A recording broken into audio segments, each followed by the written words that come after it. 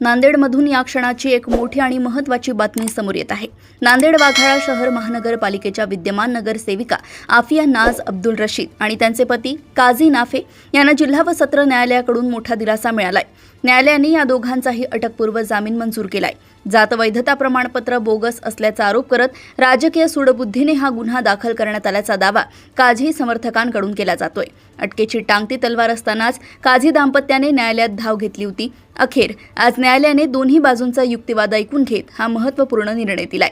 या संपूर्ण कायदेशीर प्रक्रियेत आणि न्यायालयात काझी दाम्पत्यांची बाजू नेमकी कशी मांडण्यात आली आणि न्यायालयाने कोणत्या आधारावर हा जामीन मंजूर केलाय याविषयी सविस्तर माहिती देत आहेत काझी दाम्पत्यांचे ज्येष्ठ विधिज्ञ ॲडव्होकेट प्रमोद नरवाडे।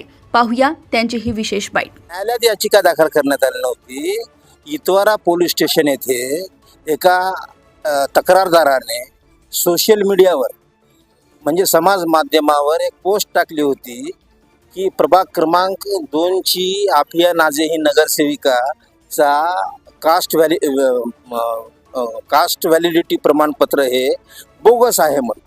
त्या आधारावर ते बोगस आहे आणि ते जे संबंधित तक्रारदार आहे त्या तक्रारदाराला ज्याने पोस्ट टाकली होती शेख जाकीर त्याने पोस्ट टाकल्याच्या नंतर त्याने पोस्टवर असं लिहिलं होतं की मी तुझ्या मुलाचं सुद्धा शिक्षण खराब करून टाकतो आणि जे कोणी या प्रकरणामध्ये येतील जे लोक त्यांचं सुद्धा खराब करून टाकतो म्हणून त्यांनी खोटी अशी तक्रार त्या इतवारा पोलीस स्टेशनला दिली आणि इतवारा पोलीस स्टेशनला तक्रार दिल्याच्या नंतर गुन्हा रजिस्टर नंबर 217/2026 याप्रमाणे मी इथं सन्माननीय आमच्या जिल्हा न्यायाधीश साहेबांकडं अटकपूर्व जामिनाचा अर्ज दाखल केला होता।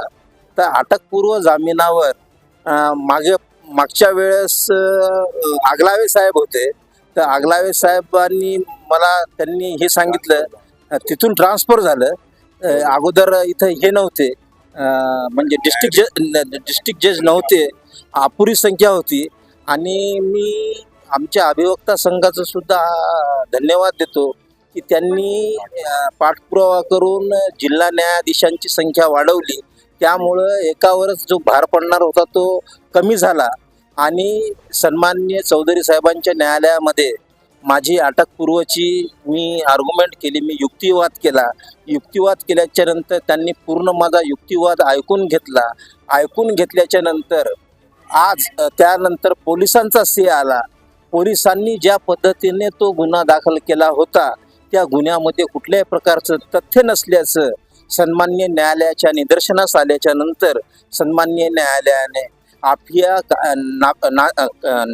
काझी नाफे आणि काझी नाफे हे दोघं जे पती पत्नी आहेत यांच्यावर सूडबुद्धीने गुन्हा दाखल केला होता आणि त्या गुन्ह्याला अटकपूर्व जामीन आज सन्माननीय चौधरी साहेबाच्या न्यायालयाने दिलेली आहे।